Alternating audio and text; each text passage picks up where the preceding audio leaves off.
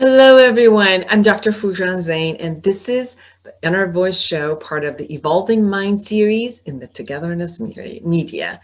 This is a show about what matters most in our life, our mind, our thoughts, feelings, actions, relationships, and our fulfillment in this beautiful journey of life. In this show, I will share with you the tip of the week about how being emotionally and cognitively healthy is important in our lives. I will then talk about how to maintain your anxiety in the Ask Me segment, and I will share the latest research about neuroscientists show that the entire auditory pathway represents sounds according to prior expectations. So that's how we see reality based on the way we hear things, but the way we hear things creates our own reality. And that will give you a best segue to my guest. I will bring you Dr. Robert Johansen, co-founder and co-author of Needs Management Theory, a theory about love, intimacy, and relationships. And he's created an amazing theory for couplehood and marriages.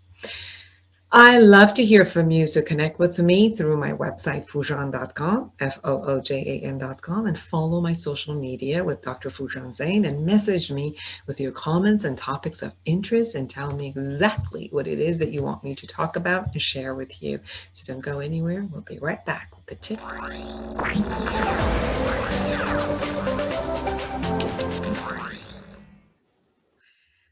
This is Foojan, and this is the tip of the week. I've observed denial, perceiving the truth differently, manipulating, attacking, justifying, and so forth, all over relationships this week. Obviously, we've seen it, most of us seen it in media, and what happened in the Capitol. But I've seen it with couples who have different agendas, and each might be in denial of some part of the reality or perceive reality in their preferred way, feel entitled to the reality, manipulate to get what they want, threaten to give a consequence if they don't get their way, then attack to get their way, and ultimately justify their actions and their positions.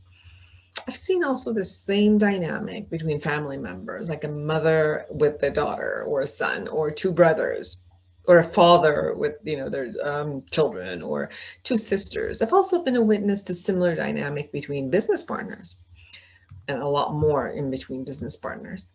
This dynamic usually happens when we lose trust regarding the other person's intention, the spirit of team building, friendship, the benefit of all attitude, kind of like, win-win situation, and a sense of loss over the outcome of the negotiation toward our side.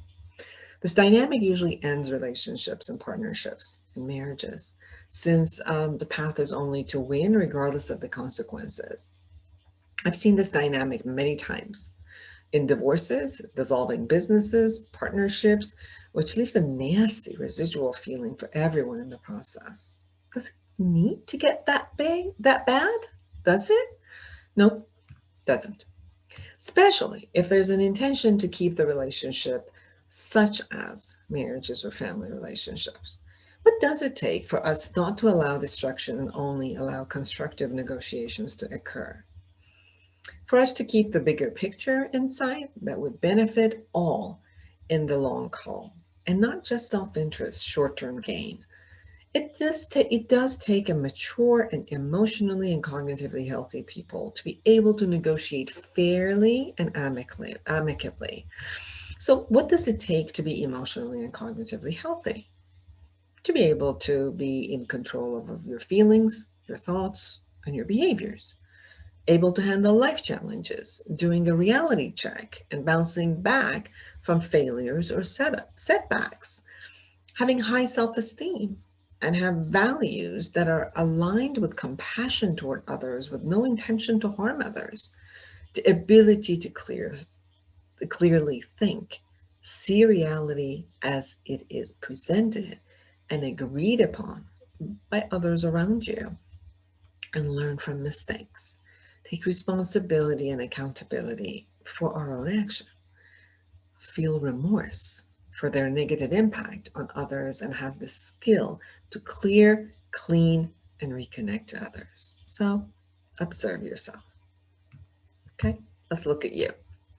In what areas of life and in which relationships do you see yourself being emotionally healthy?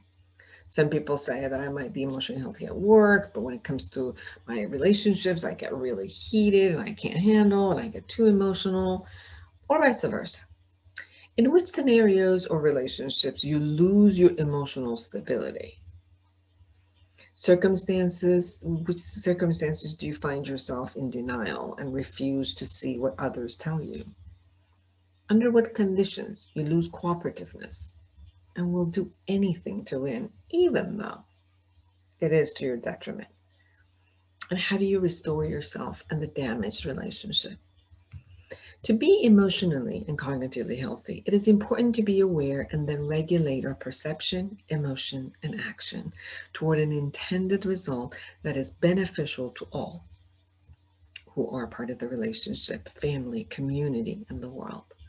So, for gaining skills in how to become emotionally and cognitively healthy, go to my book, Life Reset: The Awareness Integration Path to Creating the Life You Want.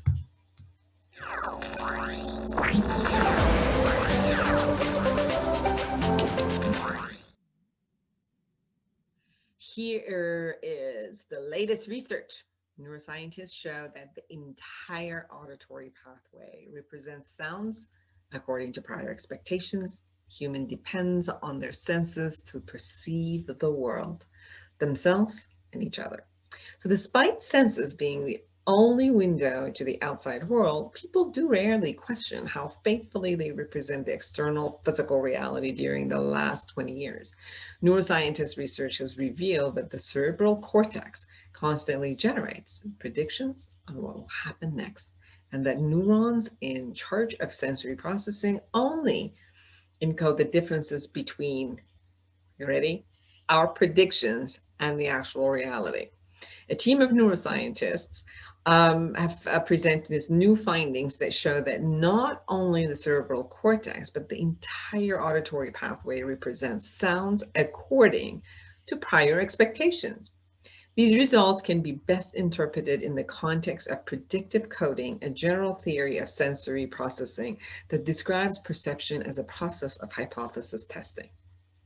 Predictive coding assumes that the brain is constantly generating predictions about how the physical world will look, sound, feel, and smell like in the next instant, and that neurons in charge of processing our senses save resources by representing only the differences between these predictions and the actual physical world. Researchers stated subjective beliefs on the physical world have a decisive role on how we perceive reality. Decades of research in neuroscience had already shown that the cerebral cortex, the part of the brain that is most developed in humans, apes, scans, and sensory world by testing these beliefs against the actual sensory information. We have now shown that this process also dominates the most primitive and evolutionary conserved parts of the brain. All that we perceive might be deeply contaminated by our subjective beliefs on the physical world. Given the importance that predictions have on daily life, impairments on how expectations are transmitted to the subcortical pathway could have profound repercussion in cognition. Developmental dyslexia, the most widespread learning disorder, has already been linked to altered responses in subcortical auditory pathway and to difficulties on exploiting stimulus regulatories in auditory perception. The new results could provide with unified explanation of why individuals with dyslexia have difficulties in the perception of speech and provide clinical neuroscientists with a new set of hypotheses on the origin of other neural disorders related to sensory processing.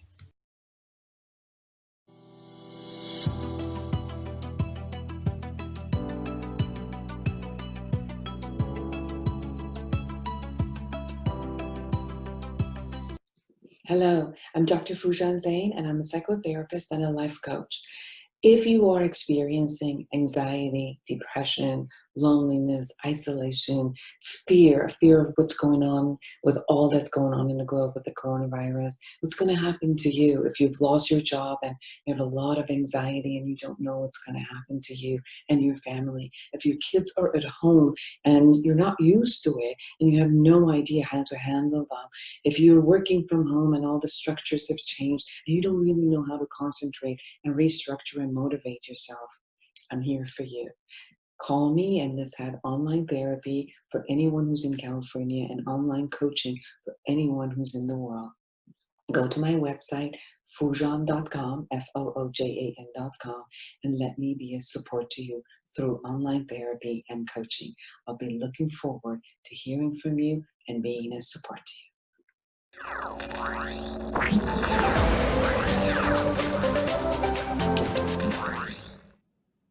Well, welcome back, everyone.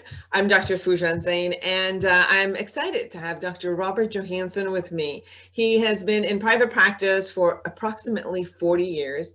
He's the co-founder of a large group practice, Cerritos Psychological Center. Before entering private practice exclusively, Dr. Johansen taught a range of psychology courses at several Southern California colleges and universities, including UCLA, and he continues to lecture at various seminars, conferences and workshops, trainings, professionals, and with students.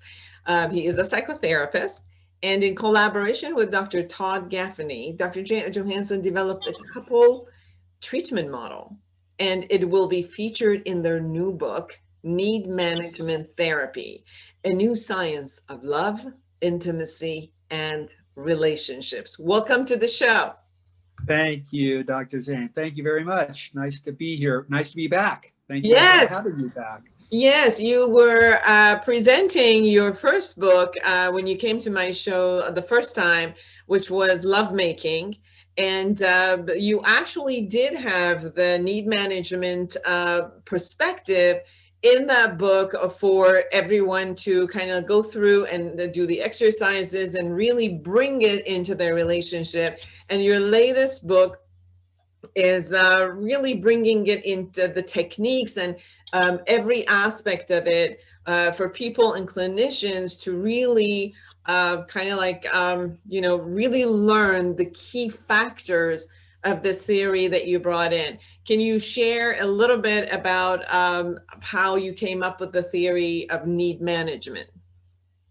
Oh, that's a difficult, good question, but a difficult one. By the way, you summarized that very well. Thank you. Thank you for that nice introduction to the book. The book evolved over a long period of time. It actually had its beginnings in our confusion, our difficulty in treating couples who would often present for therapy right on the precipice of separation and divorce.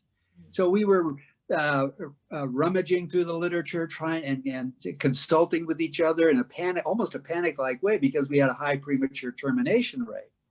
So we would look through, see what our colleagues were doing, see what the seasoned thinkers were doing in the area, and we didn't find a lot of real concrete procedures or methodologies that could be quickly imposed on the conundrum of couple data. As you know, it can be very, very complicated. People come to therapy with the emotionally charged feelings of confusion, depression, sadness, hurt, fear, a variety of emotions, and it really makes for difficult treatment. So we thought we need to form a treatment model that can quickly impose an organizing perspective over this complex data and bring quick and hopefully complete help to a couple that is, again, right on the precipice of divorce or separation. When you working with therapists, working with couples for about 40 years, and I've worked with the couples also for about 30 years, there is a way that we could see that the relationship is not going to work. If there's a behavior, there's a way of being, there's a way of perceiving the other person. There's a way of maybe the person even perceiving themselves into the relationship that you can really see that they're struggling being together. Like they're trying to hold on to something, but they're really struggling. Can you share, what have you experienced that makes couplehood fail? You know, to continue your point there, what you said I find to be absolutely consistent with my actual clinical practice with couples. Each one brings a perception or a fundamental set of needs to one another. And one of the unique features of our model is this assumption that couples bring to one another essentially fundamentally legitimate needs at their most irreducible basic level. For example, the need for understanding, sensitivity, respect. Those are fundamentally, inarguably legitimate needs or valid needs.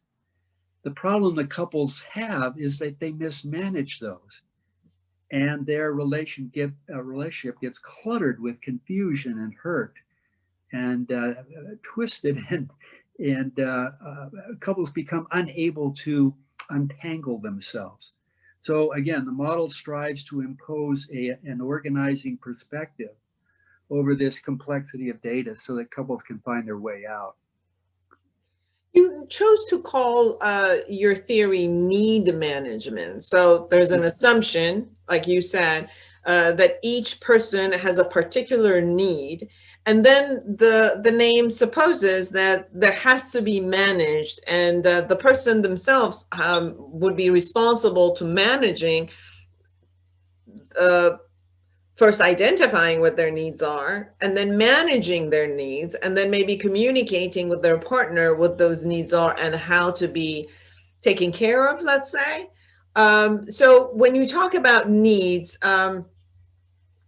can you distinguish between what would be an innate concept of, and you said a couple of them, but what would be the distinction between the need or a desire or a wishful fantasy that people usually have, that I wish that person would be, my mother, but the better version of it, or my father, better version of it. So can you distinguish a little bit between these concepts? We're in a theoretical area here. Concepts of the self ultimately, in their most thought out, most basic sense, are philosophical ideas. So we make, as you said, use the word there, assumption. And that's exactly what we did. We made this assumption that the self is comprised of needs. And we stretched the term need to include, preferences, where we're going to eat on Saturday night, Chinese or Mexican, to the more profound needs, these ones I talked about, to be loved, to be cared for, to be unconditionally regarded, to be sensitively and respectfully understood. And that subsumes a number of things like when we're going to have sex and how we're going to have sex, right? And how we're going to raise the children and what we're going to do with the money. These reflect profound needs, and couples bring differences. Inevitably, they bring individual differences, and those must be wrestled through, and a place must be found in the context of the relationship for these disparate needs. And that's not an easy thing. We argue, and we believe fairly convincingly, that there's no other relationship that's any more complicated, any more difficult to navigate than the intimate one. And the reason for that is that it promises so much fulfillment. So to go back to the earlier point, I bring to my wife a collection. I'm a composite of needs interacting all the time, some bubbling up to the top of my awareness and I'm acting from them, some more basic that require deeper provocations that come out in various interpersonal scenarios. But I bring this composite of needs to my wife. Now, how I manage those needs, NMT argues, need management therapy argues, is crucial to the health of the relationship. So when we talk about, let's give an example of what is one person's need that, usually it's out there for everyone, such as respect, such as, creative compassion and love, such as understanding. And then what would be the type of a management from your perspective that one needs to create for that need. Yes. Well, you started earlier with you're showing some understanding of the model. Thank you for that, Foojan. First, before a need can be actively, effectively managed, and remember, at their most fundamental, irreducible level, all needs are legitimate. Therefore, they beg for active management. So if I have a need, let's say for Chinese food, to share an experience with Chinese food this Saturday night with my wife, there is that immediate need for the Chinese food, that preference. But at a deeper level is the need to have my wife's respect for the fact that I have this preference. And that if I manage it effectively, I can actually grow my esteem for myself vis-a-vis or in relation to my partner. Now, this does not imply that my need invariably must be gratified, not at all. But it does mean that I identify the need. That's the first step in managing it, recognizing that at its fundamental level, there's nothing wrong with my need. There's nothing wrong for me to have a preference for Chinese food on a Saturday night, right? So that second step is recognizing that legitimacy, which again begs for an active management. And then the active management or representation of that need includes 3 steps. And maybe as our interview unfolds, I can break those down further. But the first step, balance of self and other respect. If I would like you, my wife, to understand how important it is for me to have Chinese food this Saturday night, I want to go out of my way to invest some respect in her. That way I gain her audience. For example, it's a simple courtesy. It's so simple that it's as plain as a nose on our faces. Do you have a moment we can talk? I was thinking about some things that I'd like to share with you. And if I could get a moment, I'd like to express a need of mine, a preference of mine. When I make that initial investiture of partner respect, I literally elevate the probability that I will be respected for my preference to have Chinese food on Saturday night. That's the first step. There's a simple analogy. If I go down to the corner bank and say, I'd like $100, the people at the bank are going to say, well, Robert, do you have $100? Do you have an account here? They're not going to give me $100 if I haven't first invested in it. Simple analogy. But it makes the point that I elevate the probability of getting my wife's respectful, sensitive understanding if I first make an investment in her by asking for a moment of her time or recognizing her ongoing expectational agenda in the moment I approach her. Then I recognize these are intrapsychic or within my head kind of processes, where I recognize there's nothing wrong with me wanting to share an activity of Chinese food on a Saturday night with her. One of the things that gets, I think, difficult for people is when we call it a need, it becomes an assumption in it that if it's a need, then therefore definitely it has to be fulfilled because it's a need. It's not just a desire. Yes. And part of what I'm hearing from you is also that, well, I mean, if you're putting the respect out there, you got to realize that, yes, you do have the right to want it, need it, share it, and still have the respect to say that it's because it's only mine that I might also get a no. So then there's also this respect of the other human being. But although we're separate human beings, and although I might have a particular need and I'm going to share it with you, that you might have an opposing need or just a different type of an opinion, and then, you know, to say no to me. I think there's the difference that I hear is the respect, which some people think when we talk about respect is a respectful way of saying it, but there's much more into the word respect, which is really giving you the authenticity and the autonomy that you get to be you and I get to be me. And then somewhere in the middle, we got to meet, and in order to share all of these needs and then ask for each other and go back and forth and be able to fulfill each other's needs. First, fulfill my need by creating the communication. Second, attempting to fulfill each other's need. Yes, I agree. That's the typical way we think about a need. A need begs for gratification. Now, here's the stumbling part. This is the challenge in the NMT model. But as a clinical practicing psychologist with couples, it works when people can adhere to this very difficult challenge. As important as needs are, I just argued or tried to make an argument for the fact that in the fundamental sense, our needs are legitimate. Therefore, why not? Why shouldn't they be gratified? And especially by someone who claims to love me. Now, the NMT model argues that those needs are fundamental. And as you just pointed out, there should be place made within the context, the rigorous context of intimacy, for disparate individual needs, because that's what contributes to the quality of the intimate relationship. However, those needs create fiction or friction. Maybe fiction too. Maybe both. Yeah. So the NMT model argues this, and this is a stumbling block for me in my marriage of 40 years. And it's a stumbling block, but the right kind of stumbling block. There ought to be a certain kind of tension. Anytime there's growth and development, there is an attending frustration. We will not grow without it. Remember all the frustration you and I felt getting through the PhD program in psychology. Frustrations are a part of growth. So here's a tenet, a fundamental tenet of the NMT model.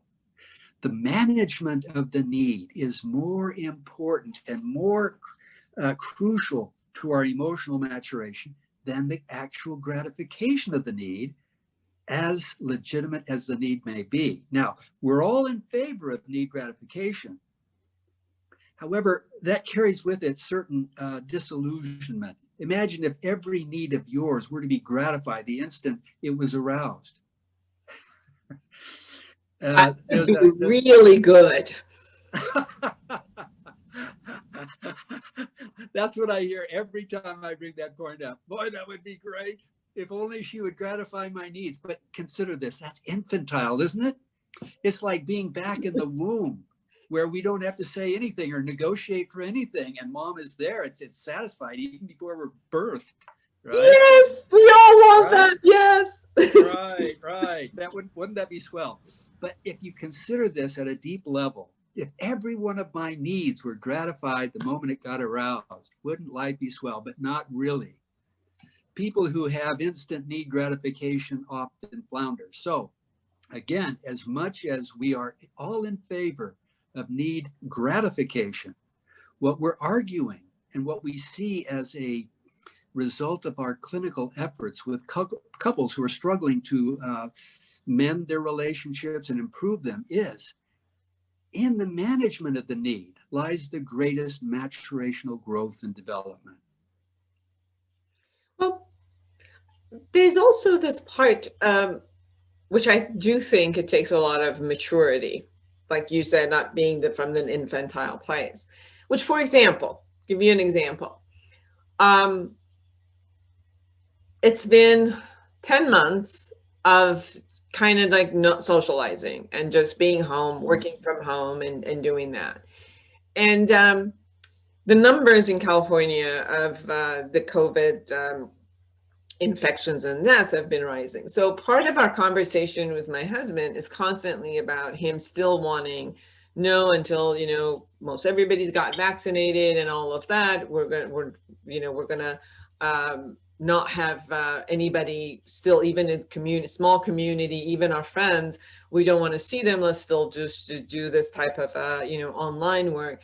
And there's a part of me that I'm like, but I'm tired and I just want this and I want to meet my friend outside and we've got a beautiful backyard. And he's like, well, I don't know, because we're still going to eat and we're going to take the mask off. And it's interesting about, two different needs, which they're both valid. They're both very valid. I'm sure many people who are listening and viewing us, they really experience this also. Absolutely. And I hear it from a lot of the couples and that come in, and that this is part of their, conversation constantly of how to be safe and then how to still be some normalcy into it.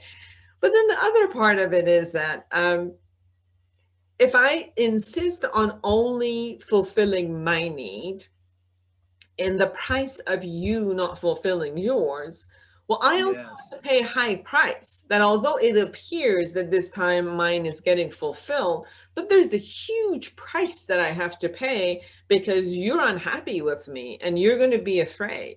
So if I say, no, I want my needs to be met and I'm really requesting for you to do it, but then throughout the time that I have people here and we're eating and we're preparing and all of that, that you're fully miserable because I didn't consider that, thank you for giving it to me, but you got a 24-hour of misery plus 2 weeks of fear of whether you got COVID or not. I don't know if I would really be satisfied with that either. So, you right? just made my point better than I could. Thank you very much.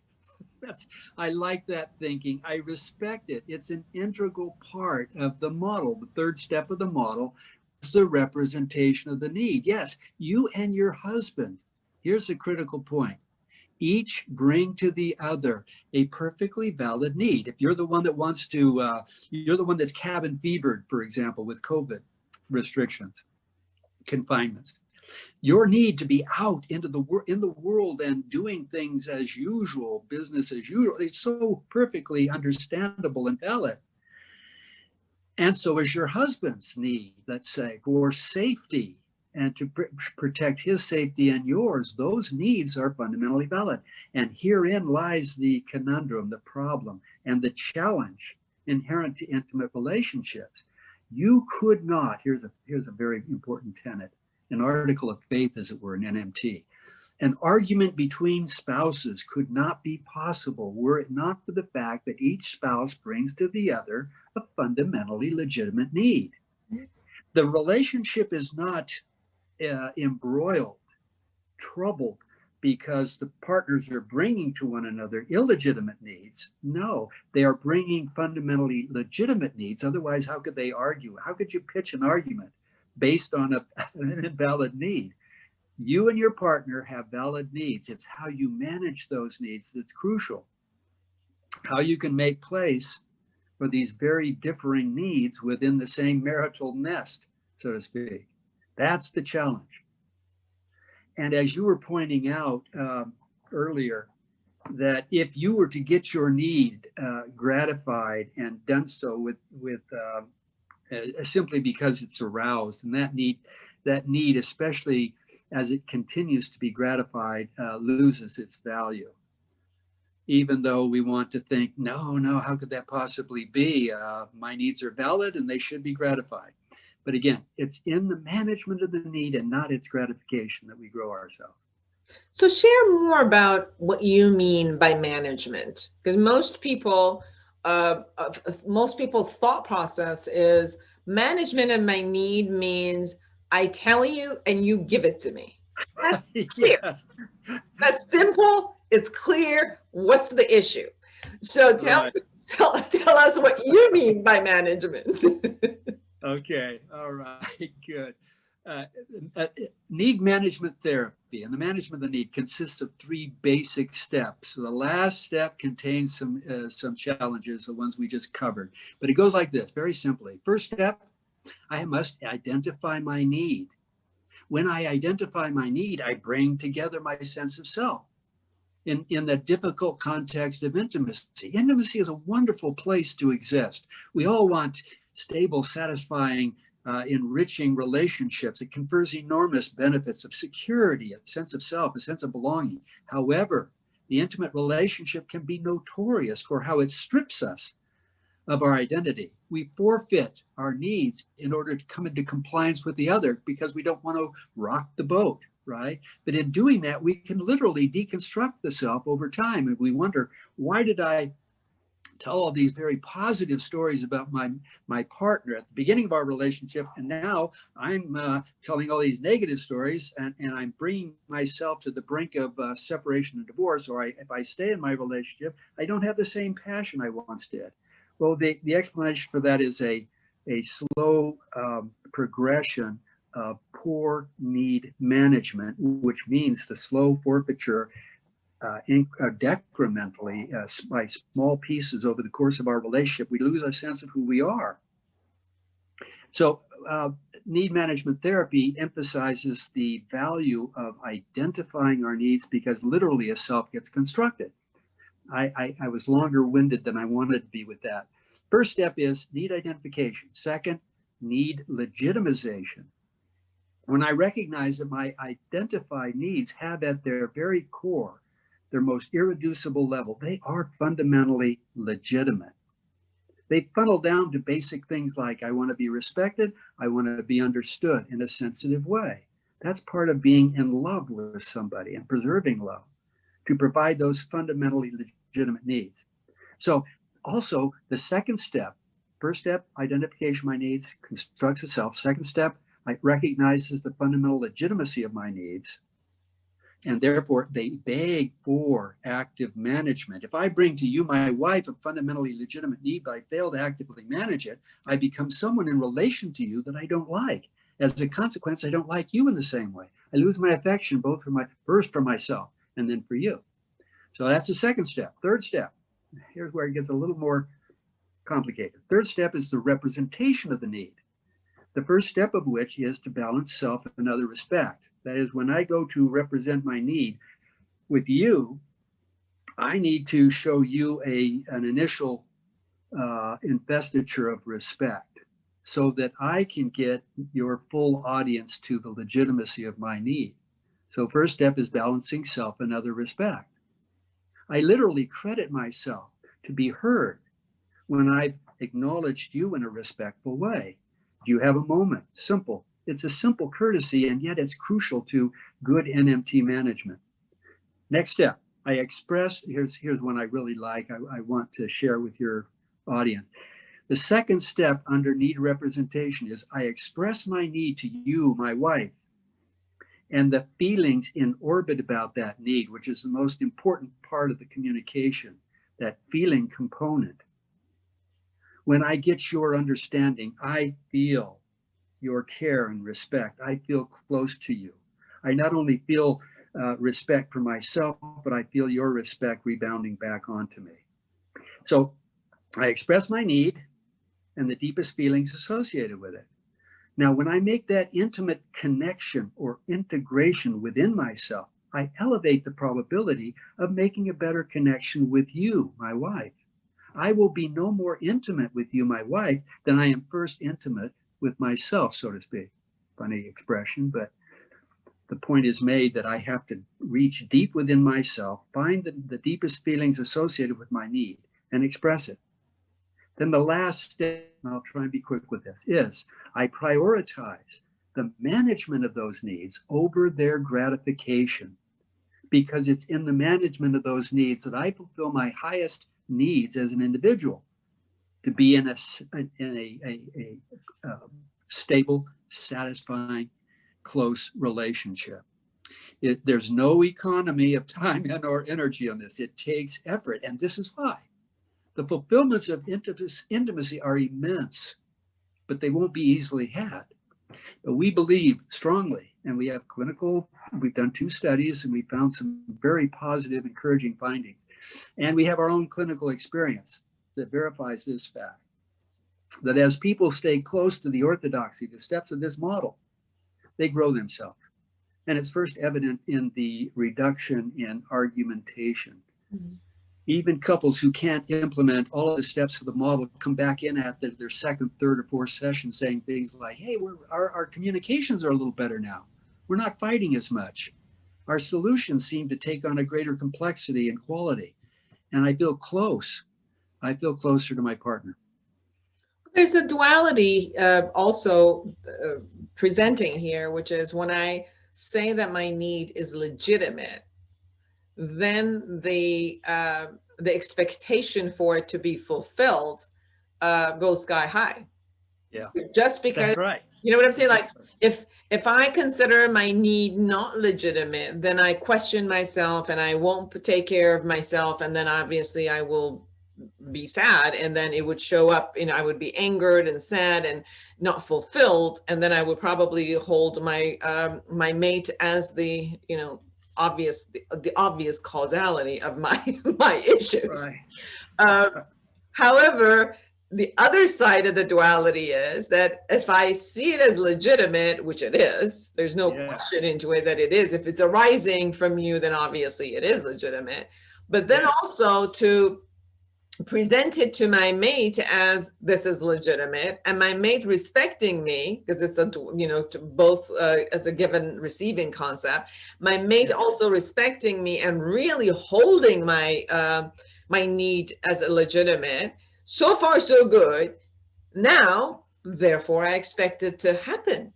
And then when Right. it doesn't, because obviously my mate might have a opposing That's right. opposing view, that Yeah. they're just not interested at that moment or for whatever reason to fulfill it. Um, how would I manage my need when it's not going to be fulfilled? By realizing, and this takes a lot of discipline and a lot of work, by realizing that it's in the management of my need and not its gratification, that I grow myself and I grow closer to my partner. But what is the management piece? How do I manage it? And so I get it that I got to realize it, that it's in my management. Now, how do I manage it? Identification, legitimization, and active representation of the need. And you hit on the pitfall. This is the real pitfall in our intimate relationships, is our needs are in their most fundamental aspect, irreducible level, legitimate. So part of what I'm understanding is also that I might actually have to grow up and think that everything that I want right now, well, I won't get it, and I can pout as much as I like, but then I got to get over it and move on. Is that what I'm hearing? Right. And That's that right. would part of be by management of it by growing. Because here's what I'm thinking, Dr. Zeine. The respect from my partner, the respectful, sensitive understanding of my partner, which I make possible by the effective management of my need, is more fulfilling under many instances than the actual gratification of the need. If you're my wife and I say to you, I would really like to have Chinese food this Saturday night. I've learned about this new restaurant. People are praising it, and I want to share that experience with you. And you say, oh no, I just heard about, they just opened a new Iranian restaurant down the street, and I want to go there. Everybody's raving about it. Can we please go there? Now, what do? Each one has a legitimate need. So when I respect your need for a different restaurant, then I elevate the probability that I will be respected for the restaurant of my choosing, and the fact that I want to share this experience with you. So you scratching my back, I'll scratch yours. Quid pro quo. It's as easy as that. When I show you respect for the fact that you want a particular type of Iranian food, let's say, I picked that purposely. You know that, right? And they are good. I'm just saying, they are good. I'm sure they are. I love it. I love Mideastern food. So yogurt and all that, and lamb and all that stuff, I love it. So when I show that respect for you as part of managing the legitimacy of my own need for Asian food, then now we're setting the table for a compromise.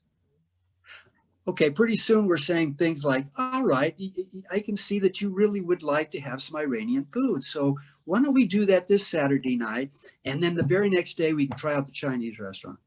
Now, if I go at loggerheads with you, and I say, wait a minute, no. I told you on Tuesday I wanted to go to this Chinese restaurant. I really want to go there. Come on, I want you to go with me.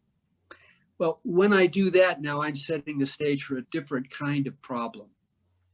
I'm not investing enough respect in your preference. Why would I expect you then to invest respect in my preference for Chinese food? So again, it's in the management of the need that we achieve our highest, most important values. If you ask people, what do they value the most? This is axiology, comes from philosophy. What do you value the most? Invariably and without hesitation, people say they're intimate relationships, but few of us know how to make those relationships better. And NMT proposes that answer, that axiological or philosophical question. This is how we can grow affection for ourselves in relation to our spouses. when I add to my self-esteem through good need management, I'm growing a commensurate respect in you for me. Got it. In 1 minute, if you can share with us something that we haven't touched upon and you really want everyone to know. Oh, well, I think I actually have touched upon it. Maybe if I touch upon it in a slightly different way, using an example, maybe. Let's say I want to make love tonight with my wife. I want to make sure that I go out of my way to respect her needs at the moment, not just my own. When I do that well, and I get her understanding for how I would like to be close to her, share some physical intimacy with her, when I show respect for her, I've elevated the probability that she will respect the legitimacy of my need for that physical intimacy. It's in the management of it. And ironically, here's the point maybe that I haven't elaborated on that I would like to end with. Sometimes just getting our partner's respectful, sensitive understanding of the validity of our needs far outweighs the gratification of those needs. Hard lesson to learn, but it's worth it. It brings this sentence to mind that, you know, there's a reason which is called the give and receive. Your model says, begin giving, and therefore you will receive. But the concept of it is like, imagine having the respect, imagine to come from a place of giving to your partner, and that becomes your savings account that you can draw on when your needs are out there to be managed. Right. If I could, I understand that premise. Give to partner and your position to receive. What the model advocates is giving to self and other simultaneously. That's an act of intimacy intelligence. We have developed this idea. It comes from emotional intelligence. Intimacy intelligence encompasses what we've been talking about. Good need management can be defined as intimacy intelligence. By giving to myself in the right way, I actually grow my affection for who I am in relation to you. Right. Therefore, I love you. It's a way I can build my esteem, not just for myself, but for you as well through good need management. Thank you. Dr. Robert Johansen, Need Management Therapy, a new science of love, intimacy, and relationships. Thank you so much for being on our show. You're very welcome. Thank you for having me. For everyone out there, create an amazing life for yourself and everyone else. And we'll see you again here next week. Bye-bye.